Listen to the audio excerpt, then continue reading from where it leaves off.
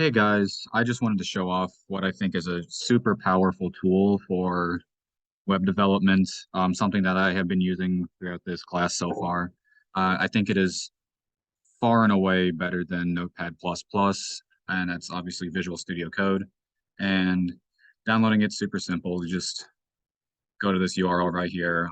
It's official Microsoft stuff. It's completely free, super small download.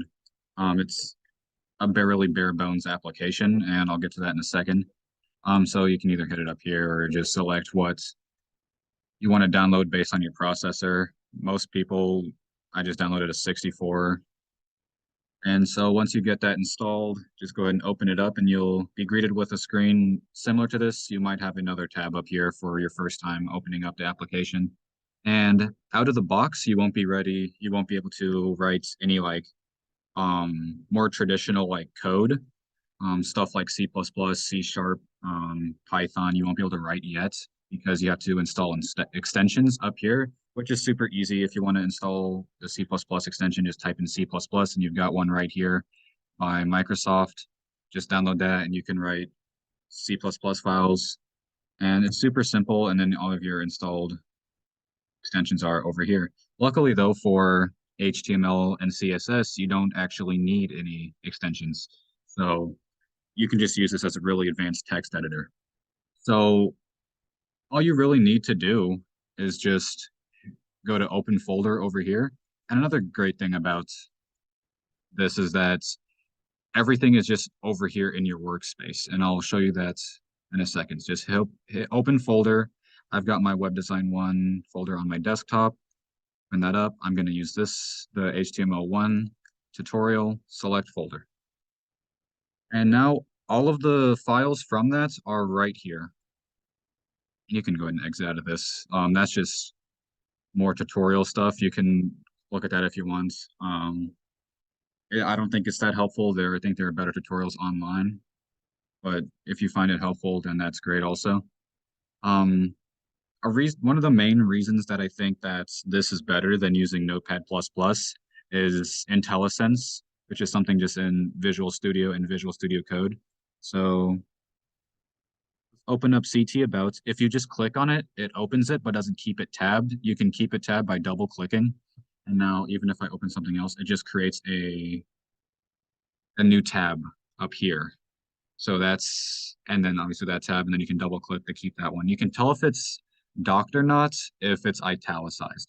So as you see right here, it's italicized, meaning that if I click on something else, it'll change. But if I double click it, then it no longer is italicized. It is now in a text more just standard font. And so obviously we have all the color code stuff. We have all that. You can actually if you hover over a link like this, like the CT photo1.png, you can follow link and it takes you to that. So that's a really great way to double check that you have stuff typed out properly and you're not going to run into an error when you try to run the program. Back to what I was talking about with IntelliSense. So let's just delete this real quick.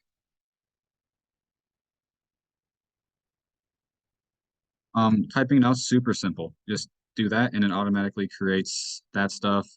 Then you can do the href equals. Super simple stuff. It just makes it way easier. I absolutely love this program. I think it's great. I definitely think it's a lot better than something like Notepad or Notepad++. Something that isn't super important, but I think is really cool is in CSS right here.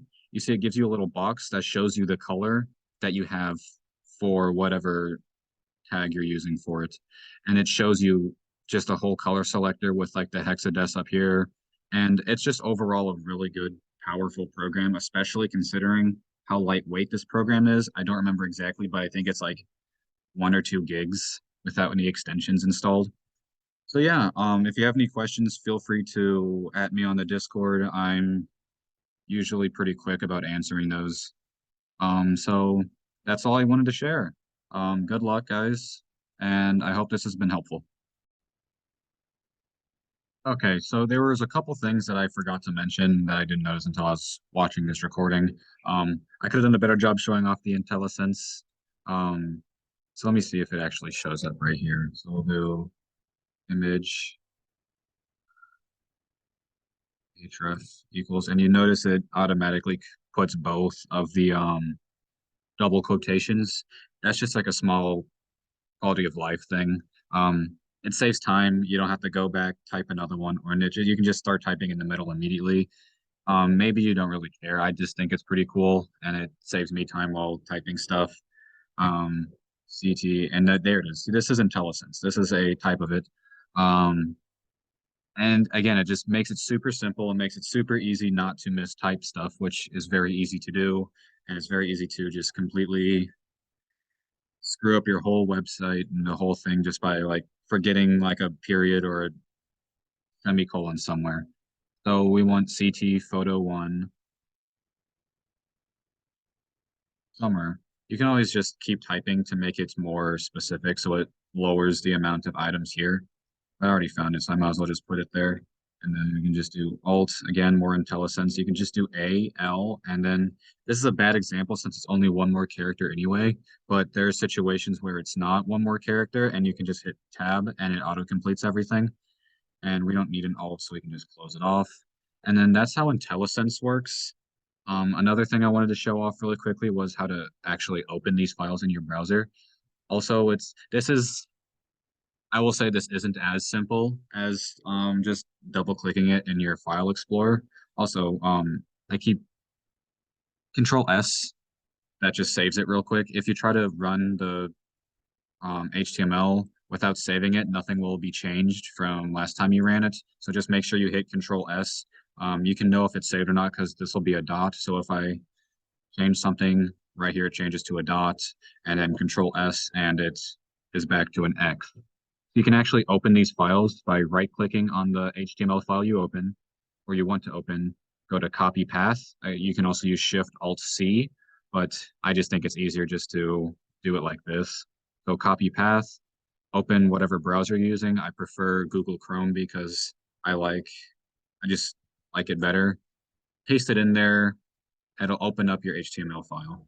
And then obviously everything else will also be connected if you wrote the code properly. Um, Last thing I wanted to show, you can close folders. Also pretty simple. Go to File and Close Folder.